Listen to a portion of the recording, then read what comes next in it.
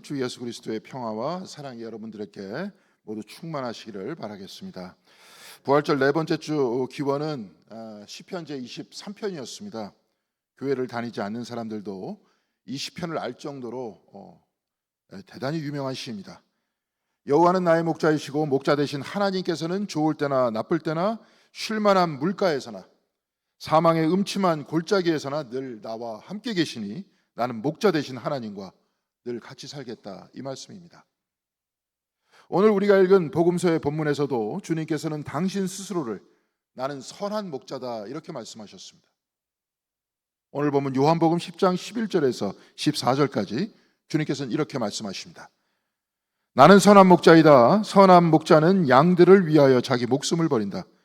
사건은 목자가 아니요 양들도 자기의 것이 아니므로 이리가 오는 것을 보면 양들을 버리고 달아난다. 그러면 이리가 양들을 물어가고 양떼를 흩어버린다. 그는 사꾼이어서 양들을 생각하지 않기 때문이다. 나는 선한 목자이다. 나는 내 양들을 알고 내 양들은 나를 안다. 마치 기원문에서 읽었던 시편 제23편을 주석하듯이 주님께서는 선한 목자에 대해서 설명하고 계십니다. 선한 목자는 양들을 위해 자기 목숨을 버린다고 했습니다. 그래서 양들이 선한 목자를 안다, 곧 믿는다고 말씀하시면서 이 믿음이 목자와 양들의 관계라고 말씀하고 있습니다. 양들이 목자를 믿으니 목자가 사망의 음침한 골짜기로 데리고 가거나 원수의 눈 앞으로 데리고 간다고 할지라도 목자를 신뢰하고 그와 함께 영원히 살겠다, 이렇게 말하는 것 아닙니까? 내 인생이 기뻐도 좋아도 슬프고 괴로워도 목자 되신 하나님 늘 나와 같이 계시니 나는 이 믿음 안에서 영원히 살겠다는 겁니다. 교회에서도 목사하면 목자를 뜻하는 목자와 같은 한자어이고 영어로도 목사하면 파스토입니다. 이 역시 목자를 뜻하는 말입니다. 그래서 목회를 다른 말로 목양이라고 하고 2층에 있는 제 방도 목양실이다, 이렇게 되어 있습니다. 그런데 이쯤에서 제가 질문을 한번 드리겠습니다. 여러분은 목자를 본 일이 있습니까? 아마 거의 없으실 겁니다. 왜냐하면 목양을 하는 유목의 문화는 우리 문화가 아니기 때문에 그렇습니다. 제가 미국 대학원에서 공부를 할 때 필드 에듀케이션이라는 프로그램이 있었습니다. 학생들이 교회에서 전도사로 실습을 하면서 일주일에 한 번씩 한 반에 모여서 그 경험을 나누는 프로그램이었는데요. 그중 한 학생이 이렇게 말했던 것이 지금도 생생하게 기억이 납니다. Theology without context is homeless theology. 상황이 없는 신학은 집 없는 신학이다. 우리나라의 상황을 고려하지 않고 미국이나 영국의 신학을 우리나라에 그대로 적용하는 것은 집 없는 신학으로 만들어내는 것이라는 겁니다. 우리는 목자를 거의 보지 못했습니다. 보았다고 해도 목자는 우리의 문화가 아니고 우리의 문화가 아니니 목양이나 목자를 중심으로 하나님을 이해하는 것은 우리의 마음에 쉽게 와닿지 않습니다. 좀 전에 선한 목자가 자기 양들을 위해 목숨을 바친다고 주님께서 말씀하실 때 당시 그 자리에 있던 사람들은 마음으로 받아들이고 마음으로 아멘이라고 했을 겁니다. 그런데 우리는 머리로 그 말씀을 이해할 수 있을지 몰라도 마음으로 아멘하는 것은 쉽지 않습니다. 머리로 목자 되신 하나님과 함께 살겠다고 할 수 있겠지만 목자 되신 하나님을 따라 사는 양의 삶이 무엇인지 구체적으로 잘 모르고 있기 때문에 그렇습니다. 지지난주 도마에게 주님께서 이렇게 말씀하셨습니다. 너는 나를 보았기 때문에 믿느냐? 나를 보지 않고도 믿는 사람은 복이 있다. 저는 이 말씀을 이렇게 바꾸고 싶습니다. 너는 머리로만 믿느냐? 가슴으로 믿는 사람은 복이 있다. 그렇다면 가슴으로 믿는다, 가슴으로 아멘하는 것은 무슨 뜻이겠습니까? 지금은 고인이 된 미국 유니언 신학교의 조직신학 교수였던 일본인 신학자 코스케 고야마는 과거 태국 선교사였습니다. 이 선교 경험을 바탕으로 쓴 책이 워터 버팔로 티올로지, 물소 신학이라는 책입니다. 대단히 재미있는 제목인데 동양인들, 특별히 태국인들의 세계관과 문화에 대해서 어떻게 선교가 이루어지는지 이 책에서는 묻고 있습니다. 이 책 서문에 고야마 교수는 태국 선교사로 있을 때 그를 바라보던 물소의 눈빛을 잊을 수 없었다, 이렇게 말하고 있습니다. 물소의 눈빛이란 그를 바라보았던 태국인들의 마음을 뜻하는 말일 것입니다. 고야마는 선교란 성육신의 과정과 같다고 말하고 있습니다. 선교사는 현지인들의 삶과 문화의 바닥까지 낮아져야 이들을 이해할 수 있다는 말입니다. 그러면서 고야마는 고린도전서 9장 22절의 말씀, 믿음이 약한 사람에게는 약한 사람들을 얻으려고 약한 사람이 되었습니다. 나는 모든 종류의 사람에게 모든 것이 다 되었습니다. 그것은 내가 어떻게 해서든지 그들 가운데서 몇 사람이라도 구원하려는 것입니다. 이렇게 고백한 바울의 말씀에 공감하면서 내가 강한 자가 되어 전도를 하는 것이 아니라 이들과 더불어 약한 자가 되어서 하나님의 구원에 참여하는 것이 바로 나의 선교의 사역이다, 이렇게 말하고 있습니다. 내가 약한 자가 된다는 것은 바로 이들을 이해한다는 말인데요, 이해라는 말 그 자체는 영어로는 understanding입니다. under라는 것은 미치고 stand라는 것은 선다는 뜻이죠. 그래서 밑에 서는 것, 그래서 받아들이는 것, 이것이 바로 이해라는 말입니다. 유대 문화는 직선적 세계관을 가지고 있습니다. 이집트를 탈출해서 가나안 땅으로 가는 직선적 삶이 구약 성경의 중심입니다. 신약 성경 역시 알파에서 오메가로 향하는 직선적인 세계관입니다. 그런데 1년 4계절 몬순풍의 기후에 사는 태국 사람들은 유대 문화와는 완전히 다른 순환적 세계관을 가지고 있습니다. 그렇다면 이 두 세계는 어떻게 만날 수 있겠습니까? 유목민들과는 다른 농업의 삶을 살고 있는 태국인들에게 목자 되신 하나님을 어떻게 증언할 수 있겠습니까? 특별히 이 책에서 저는 거실과 부엌을 신학적으로 풀이하는 부분에서 깊은 공감을 느낄 수 있었습니다. 거실은 손님을 맞이하는 공적인 장소입니다. 그런데 부엌은 가족들의 음식을 장만하는 사적인 장소입니다. 고야마는 이 책에서 태국인들은 선교사들을 거실에서 만나지 부엌에서 만나지 않는다고 했습니다. 거실에서 태국인들은 선교사들에게 빵과 버터로 음식을 대접하지만 부엌에서 이들은 고유의 음식을 만들어 먹습니다. 곧 태국의 기독교인들은 거의 대부분 거실의 기독교인들이라는 겁니다. 아직도 기독교가 이들의 부엌까지 들어가지 못했다는 겁니다.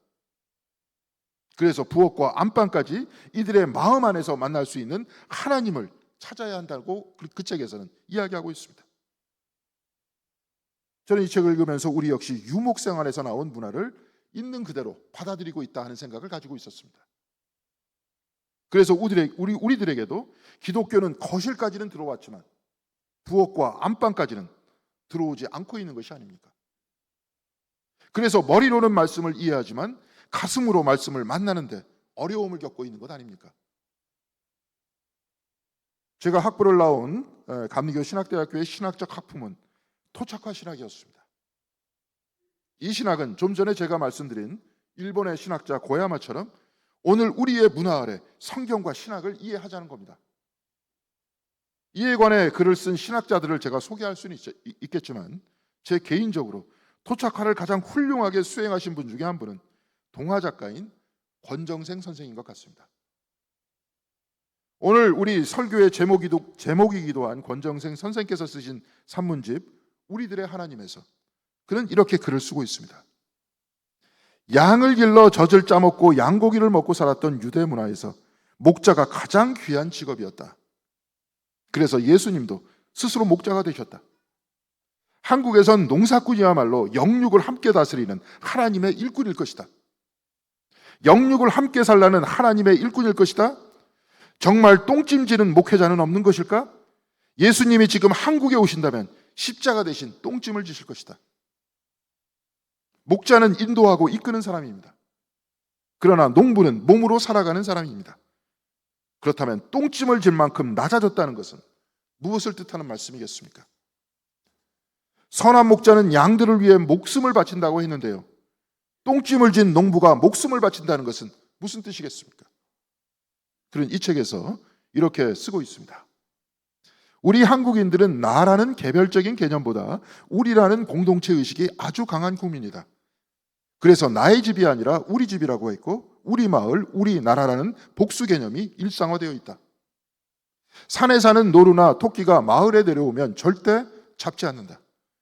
그들이 마을에 내려온 이상 우리 마을의 일원이기 때문이다. 집안에 살고 있는 능구렁이도 우리 집을 지켜주는 집 지킴이가 된다. 한국인의 정서가 무엇인가에 관해서는 이것 말고도 다양한 토론과 논의가 있어야 할 것이지만, 권정생 선생은 우리나라의 정을 성서에서 말씀하는 사랑과 맞닿아 있다고 말하고 있습니다. 우리라는 공동체 의식도 정의 중심이 되는 문화이기 때문에 생겨난 것이라는 겁니다. 그래서 우리는 내 아버지가 아니고 우리 아버지라고 하고, 심지어 내 아내가 아니라 우리 아내다, 이렇게 말하지 않습니까? 그러면서 그는 바울의 고린도전서 13장 사랑장을 인용하면서 산을 옮길 만한 믿음이 있어도 사랑이 없으면 아무것도 아니라고 사도 바울의 말씀을 이렇게 풀어내고 있습니다. 회개를 부르짖고 정의를 부르짖고 온 세계를 다니며 복음을 전해도, 수십만 명이 모이는 교회를 만들어도 인간에게 따뜻한 정이 없으면 정말 아무것도 아니다. 고린도전서 13장에 사랑이 없으면 아무것도 아니다 라는 말을 저는 머리로 이해했습니다. 그러나 따뜻한 정이 없으면 아무것도 아니다, 이 말을 제가 들었을 때 저는 이것을 가슴으로 받아들이게 됐습니다. 왜냐하면 정의라는 말은 사전적으로 정의하기는 쉽지 않아도 이미 우리의 가슴에 있는 말이기 때문에 그렇습니다. 그렇지 않습니까? 목자는 양을 위해 목숨을 바친다고 했습니다.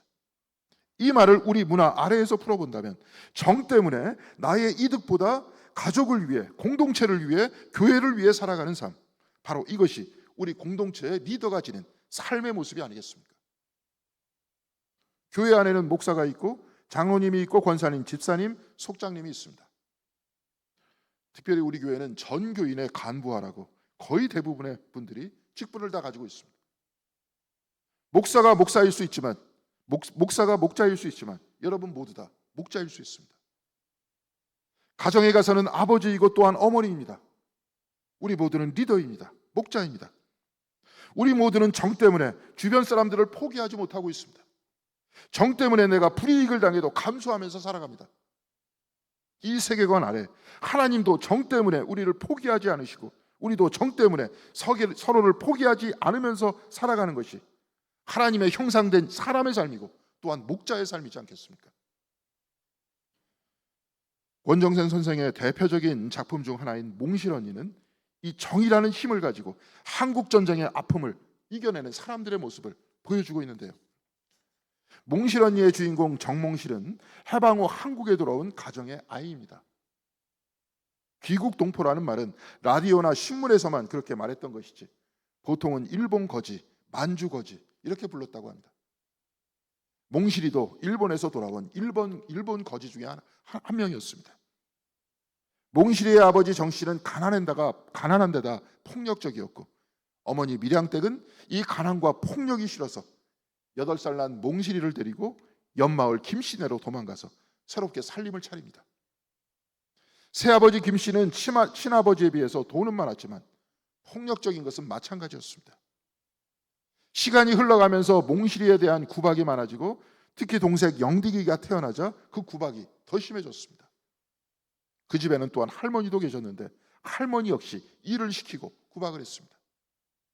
구박이 너무 심해지자 몽실이는 어머니에게 친아버지에게 가자고 하자 화가 머리끝까지 난 새아버지는 어머니 밀양댁과 몽실이를 때리기 시작합니다.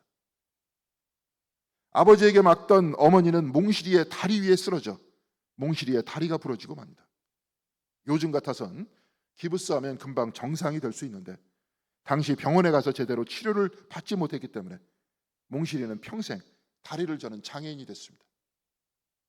이 일을 당한 후 몽실이는 친아버지 정씨에게 돌아갔지만 정씨는 북촌댁이라는 새 아내를 얻어 살고 있었습니다. 그런데 다행히 북촌댁은 마음씨가 착한 사람이었습니다. 그는 결핵을 앓아서 전 남편에게 버림을 받은 사람이었습니다. 그리고 여전히 결핵에서 완치이 되지 않아서 몸이 약했습니다. 이렇게 상처받은 북촌댁과 몽실이는 서로 의지하면서 살게 됐는데요. 그런데 한국 전쟁이 터졌습니다. 그래서 아버지는 전쟁터로 끌려가고, 새어머니 북촌댁은 임신을 하여서 아이를 낳았지만 몸이 약한 그는 아이를 낳고 얼마 지나지 않아 세상을 뜨게 됐습니다. 그래서 10살이 된 몽실이는 태어난 아이를 책임져야 했습니다. 태어난 아이의 이름은 난리통에 났다고 해서 난남이라고 했는데요, 몽실이는 젖을 먹지 못한 난남이를 동냥젖을 먹여가면서 가까스로 키우다가 구두방을 운영하는 마음씨 좋은 가정에 식모로 들어가서 살게 됩니다. 다행히 난남이도 받아주어서 힘들지만 굶지 않고 따뜻한 곳에서 지내게 됐습니다. 그렇지만 전쟁이 끝나고 친아버지는 상위 군인이 되어서 돌아왔습니다. 일을 하지 못하는 아버지를 돌보고 난남이를 키워내야 하니 몽실이는 깡통을 들고 구걸을 하면서 집안의 생계를 유지하고 있습니다.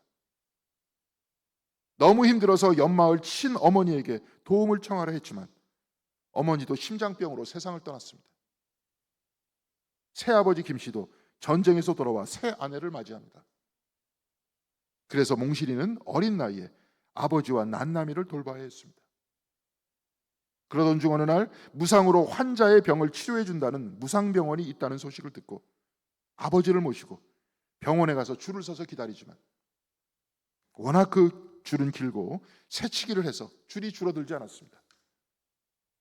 병약한 친아버지는 줄을 서다가 보름째 되는 날 세상을 떠납니다. 그렇지만 다행히 전쟁통에 알게 된 금년이라는 여인이 있어 그와 같이 살게 됩니다. 그런데 금년이는 미군을 상대로 매춘을 하는 사람이었습니다. 밖에 나가면 사람들은 몽실이와 난남이가 양공주 식구라고 놀리기도 했지만 그래도 여유로운 생활을 할 수 있었습니다. 그러던 중 난남이는 주위 사람들 소개로 부잣집으로 입양을 갔습니다. 친아버지와 친어머니 그리고 새어머니가 모두 세상을 떠나고 난남이는 입양을 가고, 그래서 혼자 남은 몽실이는 이렇게 말합니다. 나는 이 절른 발로 버텨낼 거야. 몽실이의 이야기는 일제시대와 전쟁을 경험한 한국인들의 이야기이기도 하고 권정센 선생 자신의 이야기이기도 합니다. 그는 우리들의 하나님에서 과거 일본에서의 자기 삶을 추억하면서 이렇게 회상하고 있습니다. 나는 일본 혼마치에서 1937년 코노 장수집 뒷방에서 태어났다고 한다. 아무렇게나 흘러들어와 모여 사는 빈민가 사람들의 가족 구성도 정상적이지 않았다. 골목길 끄트머리 노리콘의 아버지는 조선 사람, 어머니는 일본 여자. 노리콘은 고아원에서 데려온 딸이었다. 건너편 집의 미치코는 주워다 키운 아이고 동생 기미코는 조선 아버지와 일본 어머니 사이에 태어난 호녀라였고 우리 앞집 일본인 부부도 양딸을 데리고 살았다. 한 집 건너 경순이는 관동 지진 때 부모를 잃고 거기서 식모살이처럼 얹혀 살고 있었다. 경순이는 가끔 얻어맞아 퉁퉁 부어오른 얼굴로 우리 집으로 쫓겨왔다. 경순이에 대한 추억은 이따금 아직도 가슴을 아프게 한다. 몽술이는 권정생 선생 자신이기도 하고 노리꼬이기도 하고 미치꼬이기도 하고 기미꼬이기도 하고 경순이이기도 한 것입니다. 이들 모두는 착하고 정이 많은 사람들이었습니다. 소설 몽실 언니에서도 몽실이가 8살 때 새아버지의 구박을 못 이기고 친아버지에게로 돌아갈 때 어머니 밀양댁은 이렇게 말합니다. 몽실아, 애미가 잘못했구나. 하도 배가 고프고 어려워서 내가 잠시 생각을 잘못했단다. 아버지한테 가서 건강하게 잘 지내라. 어머니는 배가 고파서 정씨를 떠나 김씨에게 갔지만 몽실이를 차마 떼어놓지 못했습니다. 그리고 몽실이가 친아버지에게로 간다고 하자 역시 정을 이기지 못해서 그렇게 말했던 겁니다. 등 뒤에서 어머니의 울음소리가 들리자 몽실이는 쩔뚝거리면서 혼잣말을 합니다. 엄마 잘못이 아니야. 엄마 잘못이 아니야. 몽실이 역시 정 때문에 어머니를 용서하고 있는 겁니다. 몽실이가 구두방에서 식모살이를 할 때 읍내로 심부름을 갑니다. 집에 오던 중 쓰레기 더미에서 아기 울음소리가 들립니다. 그곳에서는 검은 피부색의 아이가 있었습니다. 사람들은 환양년의 아이다, 더러운 것이다 라고 말할 때 몽실이는 이 아이를 안고 이렇게 말합니다. 그러지 말아요. 누구라도 배고프면 환양년이 되고 양공주도 되는 거예요. 사람들은 몽실이가 이렇게 말할 때 잠시 입을 다물었습니다. 아무리 천해 보여도 매정하게 대하면 안 된다는 것 아닙니까? 몽실이는 그 아이를 안고 집으로 돌아왔지만 아이는 이내 싸늘하게 식은 채 죽어 있었습니다. 그러자 몽실이는 몸을 바들바들 떨면서 자리에 주저앉았습니다. 몽실이는 몸에 높은 열이 나면서 알아누웠다. 머리가 아프고 어지러웠다. 몸만 약해진 것이 아니다. 마음까지 힘을 잃고 다만 서럽고 외롭기만 했다. 갓난 아이가 죽자 이를 보고 괴로워하고 있는 몽실이를 통해서 우리는 이집트에서 고통당하는 사람들의 함성을 듣고 같이 괴로워하는 하나님의 긍휼을 이해할 수 있지 않습니까? 소설은 동생들과 헤어지고 30년이 지나서 몸 약한 난나미가 몽실이를 찾아왔다가 몽실이가 다시 돌아가는 모습을 보여주고 있는데요.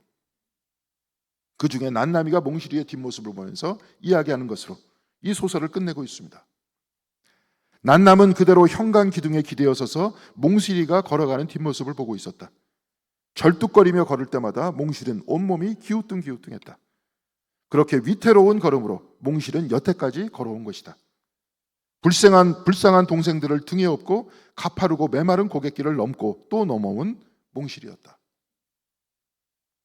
몽실이의 뒤뚱거리는 뒷모습은 십자가를 지고 골고다 언덕길을 오르는 예수의 모습을 연상시키게 합니다. 힘든 세상 안에서 따뜻한 인간의 정을 품고 가족을 지키는 모습이 마치 목자가 자기 양들을 위해 목숨을 건 것과 같다는 것 아니겠습니까? 양을 위해 목숨을 바치는 예수와 같이 정 때문에 정을 가지고 있는 존엄한 인간이 되기 위해 가족을 지키기 위해 살아간 몽실이의 모습이 바로 권정세 선생의 눈에 비친 예수의 모습의 일면이었던 겁니다.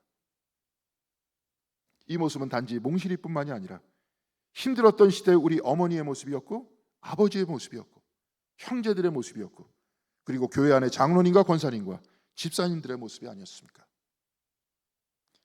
권정생 선생은 강아지 똥이 마당에 있는데 밤새 온 비에 그 똥이 사라지고 그 자리에 민들레가 피어난 것을 보면서 눈물을 흘리면서 쓴 책이 동화 강아지 똥이었습니다. 하나님은 쓸데없는 것은 하나도 만들지 않으셨다. 바로 이것이 강아지 똥을 통해서 우리에게 던져주는 메시지였죠. 꽃을 피게 하기 위해 자기를 희생한 강아지 똥을 통해서도 예수 그리스도를 볼 수 있는 그 힘은 정의 힘이었고 사랑의 힘이었습니다. 유목민이었던 이스라엘 사람들은 양을 위해 자기 목숨을 바치는 목자를 통해 그리스도를 보았습니다. 그런데 권정생 선생은 몸으로 살아가는 이 땅의 농부를 통해 지극히 작은 강아지 똥을 통해 몽실이와 같은 아이들을 통해 어머니, 아버지, 친구들, 아주머니, 아저씨들의 따뜻한 정을 통해서 그리스도를 본 것이 아닙니까? 우리들의 하나님에서 권정생 선생은 교회란 어떤 곳인지 짧게 글을 쓰고 있습니다. 그가 사찰일로 근무했던 안동의 일찍교회를 회상하면서 그는 이런 글을 쓰고 있습니다. 교인들은 모두 가난하고 슬픈 사연을 지니고 있어 가식 없는 대화를 나눌 수 있었고 그 중에 6.25 때 남편을 잃고 외딸 하나 데리고 살던 김아무개 집사님의 찬송가 소리는 가슴이 미어지도록 애절했다. 새벽기도 시간이면 제일 늦게까지 남아서 부르던 고요한 바다로 찬송가는 그분의 전속곡이었다. 마지막 4절 이 세상 고락간 주 뜻을 본받고 내 몸이 의지 없을 때 큰 믿음 줍소서 하면서 흐릿기던 모습은 보는 사람들을 숙연하게 했다. 새벽 기도가 끝나 모두 돌아가고 아침 햇살이 창문으로 들어와 비출 때 교회 안을 살펴보면 군데군데 마룻바닥에 눈물 자국이 얼룩져 있었고 그 눈물은 모두 얼어 있었다. 권정생 선생은 김아무개 집사님이 흘린 눈물의 기도와 찬송을 숙연하게 들었던 사람들을 통해서 사랑의 공동체인 교회는 어떠해야 하는지 말하고 있는 겁니다. 교회는 교회는 우리의 아픔을 따뜻한 정으로 품어주시는 하나님이 계신 곳입니다. 그런 하나님을 눈물로 만나는 모습을 보면서 또한 우리가 숙연해지는 곳입니다. 교회론을 이야기하기 위해 신학을 들먹이지 않아도 다른 이의 아픔의 기도와 찬송에 숙연하고 공감하고 이들과 정을 나누는 곳, 바로 이곳이 하나님의 사랑이 지배하는 아름다운 교회라는 것이 아니겠습니까? 사랑하는 성도 여러분, 목자는 양을 위해 목숨을 바친다고 했습니다. 우리에게 목자는 따뜻한 정이 넘치는 분입니다. 하나님이 목자 되시고 예수가 목자 되십니다. 교회에서는 목사가 목자이고 장로님도 목자이고 권사님도 집사님도 목자입니다. 아버지도 어머니도 공동체의 크고 작은 리더들도 다 목자입니다. 선한 목자는 양을 위해 목숨을 바치듯이 정 많은 사람들은 나에게 손해가 되지만 가족을 위해 살고 공동체를 위해 살고 교회와 속도들을 위해서 살지 않습니까? 선한 목자는 사랑 많은 사람입니다. 정 많은 사람입니다. 예수께서는 따뜻한 정이 많으신 분이라는 바로 그 말씀이 아니겠습니까? 선한 목자는 정 많고 사랑 많으신 목자입니다. 사랑하는 성도 여러분, 선한 목자 되신 하나님, 선한 목자 되신 그리스도를 우리 가슴에 품고 우리들도 오늘 우리가 교독했던 요한일서 3장 16절의 말씀처럼 우리도 서로가 서로에게 정 많은 사람이 되어야 하지 않겠습니까? 그래서 우리가 이 힘들고 어려운 세상을 헤쳐나가고 또한 이 힘들고 어려운 세상을 살아나갈 때 서로서로 의지하고 서로서로 지지하고 서로서로 신뢰하고 서로서로 지탱해 주면서 우리 공동교회 공동체가 아름답고 뜻있고 하나님의 사랑과 정이 넘치는 아름다운 교회가 되기를 주님의 이름으로 간절히 기원드리겠습니다. 기도하시겠습니다.